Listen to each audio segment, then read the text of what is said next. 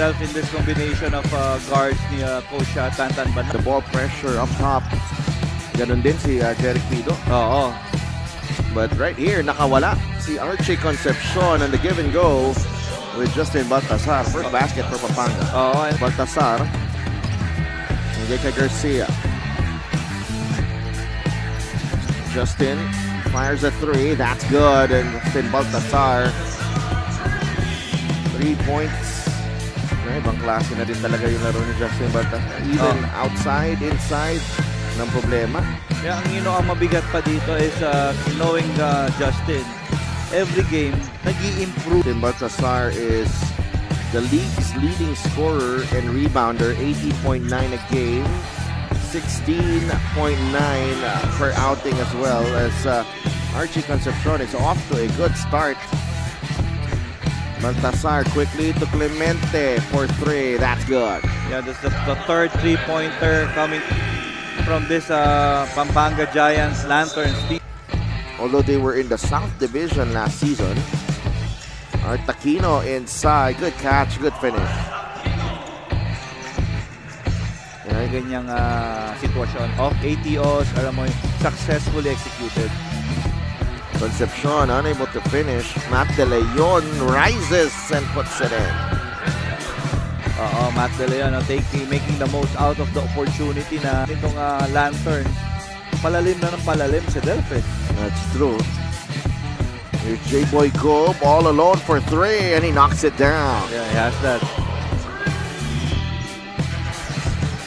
That's an air ball. Malilin quickly to Aquino. Are is ahead. The sidestep from Michael Are. Oh my goodness. Ang ganda ng galaw na yun. Not be possible if not for the pass. If not for the pass. Ito na. Encho Serrano, Raymond Benuya, Jason Apolonio, and JB Bayo. But Encho Serrano. Too close for Encho.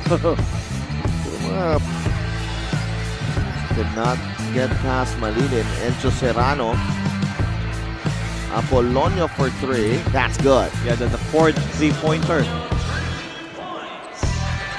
Then, and you know, ito si Encho, si Jason Apolonio. You have a Justin Baltasar. Now you have a JB Bayo playing alongside with you. Alam mo, yung kumpiyansa mo tumira from the outside. Alam mo yun. And you know, what's good with Encho is he can create that separation. A little bump. Then he'll jump over you with that one-hand finish. Okay. Ayo with a jumper, short. Rebound ni Troy Malilin. Michael Are is ahead. And another pretty finish. Galing kay Mike Are. Ang dami niyang galaw in transition. Galing. Yeah, that's true. Capobres with a jumper. And he swishes that one.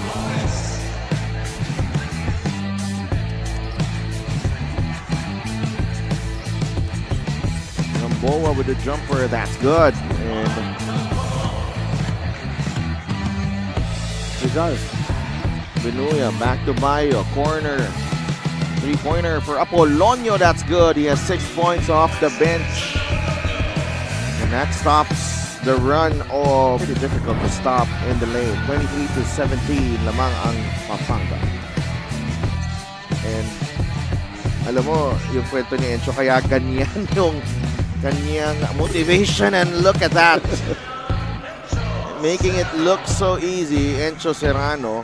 And hit from beyond the arc. Charcos quickly to Capobres. Alam mo, those are the situations na nakakastig. Just to, you know, make sure na may makain yung pamilya niya. And those are really, when you mention about odd na jobs, talagang it's really odd na hindi na natin i-mention. Hometown team. Here he is, Encho, the gather, and the left-handed finish. Yeah, yun when we started, kami dalawa ni Coach. 23-17 kanina. It's now, but they lose the basketball. Here's Malilin. Behind the back to J-Boy Gob for the finish. Alam mo, those are the opportunities na talagang maganda. The tap goes to Pido. Here we go again. Kailangan takbuhan mo talaga. Takbuhan mo talaga, oo. And if you're Pampanga, you can't take a shot like that. Too early in your shot clock. But, okay. Sige. Sorry. Okay na. Okay. Okay, coach. And that guy that just took a three-pointer, talagang talagang he can make those. Itong si Carrera. So. And binawi na Pido. Working with Gobe on the two-man game. And J-Boy Gobe scores on the hook shot. Lead J-Boy Gobe. Oo. Sabi siguro ni Gobe, kanina nyo pa pinag-uusapan sila Baltasar tsaka si De Leon. Paano naman ako? But Matt De Leon with 5 points in the ball. Ferreras on the other side. Good line. Good line. Oo. Mecca is ahead. Mecca will score. Beneath the basket. Labas kay Charcos. Balik kay Pido. And you know, so that's 12-5 in terms of fast break points. Up itong Rizal Centro Mall. And what about J-Boy Gobe? 30 steps. Garcia, Serrano takes his time, fires a three. No, Baltasar with the offensive rebound and a putback. And you know, then mas marami na i-shoot na 3 points itong Pampanga Giant Lanterns compare naman dito sa Rizal. It's all been fast break. Pido scores on the three-pointer. May Pampanga Giant Lanterns take an 8-point lead against the Rizal Centro Mall Golden Coolers. Malilin against Liwag. Troy looking for a way through. Gobe fires a three. That's good. J-Boy Gobe. And you know, beating a strong team, alam mo yun, dapat halos perfect yung laro nyo eh. Yeah, so Serrano though, answering right back. Still sticking to that 2-3 zone itong Rizal Golden Coolers. The runner from Capopres is good. Oo. Serrano. The Concepcion will attack. And he will score. And Archie Concepcion in double figures. Basta itong Rizal Golden Coolers, they're doing the right thing. That's really keeping the game simple. Pido with the escape and the score.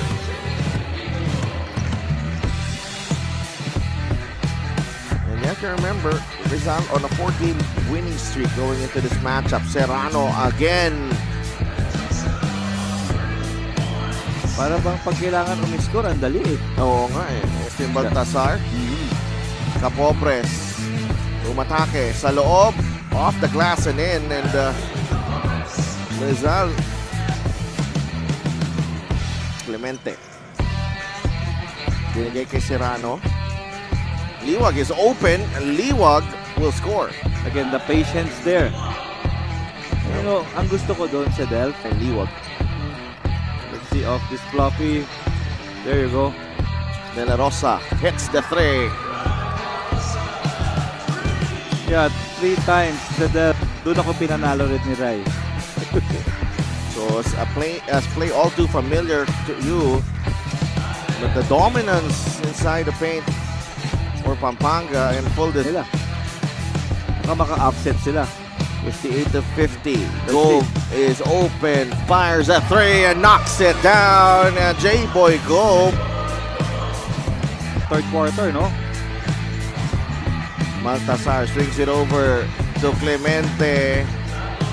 And it's a shootout here in San Juan. Rizal has the numbers, but they go to Are. Clemente, layup is good. Crafty, That rolls out. Liwag saves it only to Abuda. Baltasar and Abuda puts it in. Nakatalikod na si Franz Abuda and he caught a big fish in Justin Baltasar. And that finish is off that backward pass. Good pass by Malilin. Reverse finish. And J. Garcia. Garcia puts the ball on the deck. Garcia turnaround shot. Pasok yan.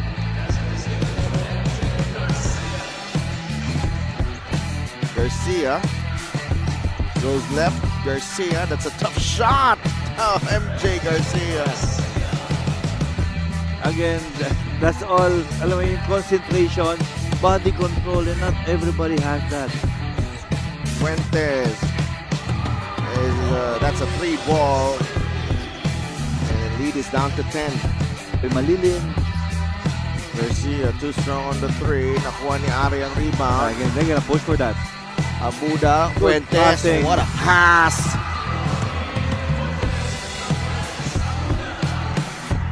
Vancouver Central Mall with a huge advantage, 69-62 at the end of 3. The threshold has been at that 7-6 point mark, and nandyan sila ngayon. Now, can they break that threshold? Sabi ni Serrano, ano sasabi mo? And this guy. And defending them 2-3. Serrano goes out to Benuya for 3. That's back-to-back para sa Pampanga, and just like that, it's a 13-point lead. Oo. Charcos back to Are. Charcos ngayon kay Bayan, baseline jumper, that's good.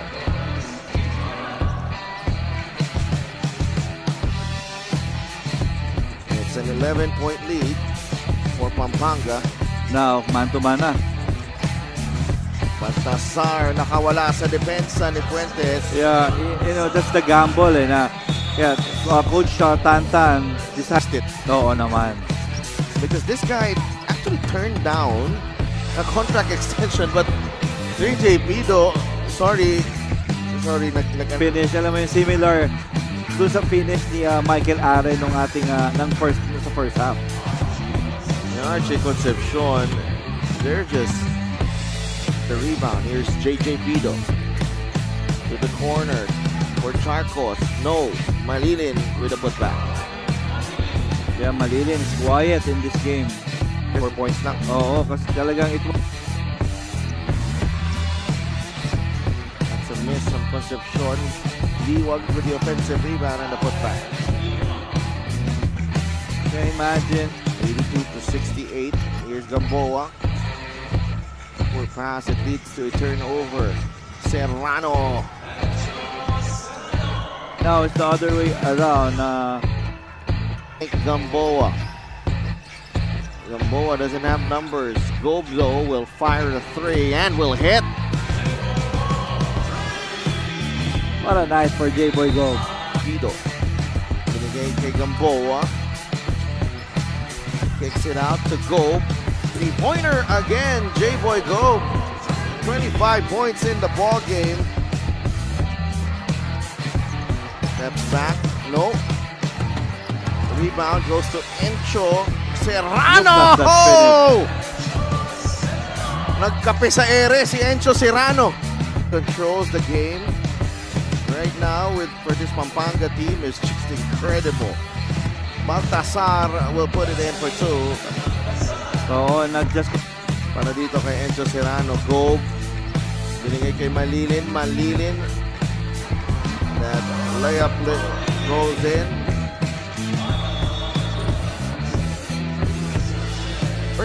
Oo.